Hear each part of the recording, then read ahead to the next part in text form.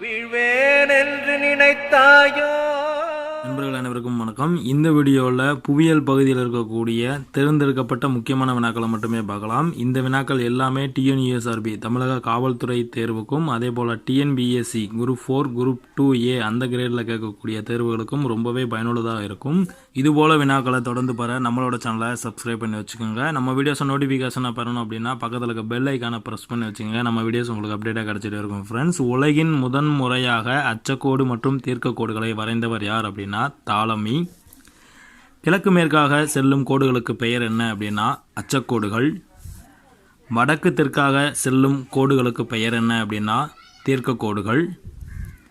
இந்த தீர்க்கக்கோடுகளின் நேரம் எவ்வளவு அப்படின்னு பார்த்தோம் அப்படின்னா 4 நிமிடம். அதாவது ஒரு தீர்க்கக்கோடுக்கும் இன்னொரு தீர்க்கக்கோடுக்கும் இடையே உள்ள நேரம் 4 நிமிடம்.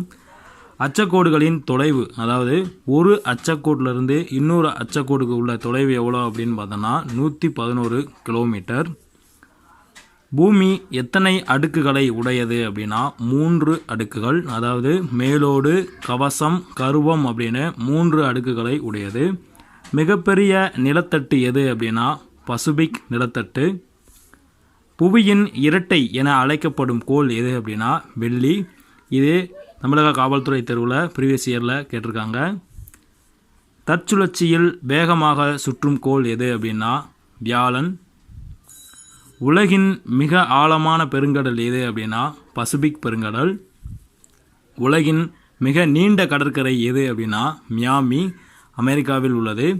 அதே போல் இந்த மியாமி கடற்கரையை அடுத்து தான் நம்ம மெரினா கடற்கரை இரண்டாவதாக நீளமான கடற்கரை அப்படின்னு குறிப்பிடுறாங்க. ஆல்ப்ஸ் மலைத்தொடர் அமைந்துள்ள கண்டம் எது அப்படின்னா ஐரோப்பா கண்டம். எந்தெந்த கோள்களுக்கு துணைக்கோள்கள் இல்லை அப்படின்னு பார்த்தோன்னா புதன், வெள்ளி இந்த கோள்களுக்கு துணைக்கோள்கள் இல்லை அப்படின்றத குறிப்பிடுறாங்க. மிகப்பெரிய துணைக்கோள் எது அப்படின்னா கேனிமேட். இந்த கேனிமேட் எந்த கோளோட துணைக்கோள் அப்படின்னு எடுத்தோம்னா வியாழனின் துணைக்கோள் அப்படின்றத சொல்கிறாங்க. வால் நட்சத்திரத்தின் வால் எப்பொழுதும் சூரியனுக்கு எந்த திசையில் இருக்கும் அப்படின்னா எதிர் திசையில். இது டிஎன்யூஎஸ்ஆர்பி கொஸ்டினில் ப்ரீவியஸ் இயரில் கேட்டிருக்காங்க. லீப் ஆண்டு 400ஆலும் வகுபட வேண்டும் என கண்டறிந்தவர் யார் அப்படின்னா போப் கிரிகாரி. பூமியின் வடிவம் என்ன, அதாவது புவியியல் முறைப்படி பூமியின் வடிவம் என்ன அப்படின்னா ஜியாய்ட் வடிவம். தீவுக்கண்டம் என்று அழைக்கப்படுவது எது அப்படின்னா ஆஸ்திரேலியா. இதுவும் ப்ரீவியஸ் இயர் கொஸ்டின்ஸில் கேட்டிருக்காங்க. இந்தியா இலங்கை இடையேயான நீர்ச்சந்தியின் பெயர் என்ன அப்படின்னா பாக் நீர்ச்சந்தி. இதுவும் ப்ரீவியஸ் இயர் கொஸ்டினில் கேட்டிருக்காங்க. புவியோட்டில் மிகப்பெரிய அளவிற்கு கிடைமட்டமாக நகர்வு ஏற்படுவதன் பெயர் என்ன அப்படின்னா ஓரோஜெனிக் நகர்வு, அதாவது மலையாக்க நகர்வு. மலையாக்க நகர்வின் மற்றொரு பெயர் என்ன அப்படின்னு கூட கேட்கலாம், ஓரோஜெனிக் நகர்வு. பூமியில் மிக அதிகப்படியான அழிவுகளை ஏற்படுத்துவதற்கு காரணமான அலைகள் பெயர் என்ன அப்படின்னா எல் அலைகள், அதாவது மேற்புற அலைகள். மங்களூர் துறைமுகம் அமைந்துள்ள கடற்கரை பகுதி எது அப்படின்னா மேற்கு கடற்கரை பகுதி. இந்த வினாக்கள் எல்லாமே தனித்தனியாக பார்க்கும்போது ஈஸியாக இருக்க மாதிரி இருக்கலாம், ஆனால் ஆப்ஷனில் கொடுக்கும்போது கன்ஃபியூஷன் ஆகிறதுக்கு நிறைய வாய்ப்புகள் இருக்கனால கேள்விகளை பார்க்கும்போதே நல்லா தெளிவாக பார்த்து வச்சுக்கோங்க. சணல் பயிர் அதிகம் விளையும் மாநிலம் எது அப்படின்னா மேற்கு வங்காளம். தீபகற்ப இந்தியாவின் மிக நீளமான ஆறு எது அப்படின்னா கோதாவரி.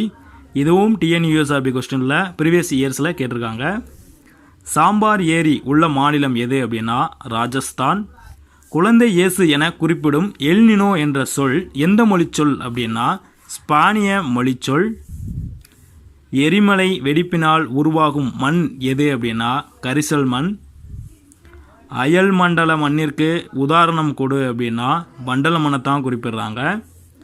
நாகரிகத்தின் முதுகெலும்பு என வர்ணிக்கப்படும் தாது எது அப்படின்னா இரும்பு தாது. அதே போல் முதலில் மனிதன் பயன்படுத்திய உலோகம் எது அப்படின்னா செம்பு. கன்ஃபியூஷன் ஆகிடாதீங்க. இந்தியாவின் முதல் நீர்மின் நிலையம் எங்கே நிறுவப்பட்டது அப்படின்னா டார்ஜிலிங்கில்.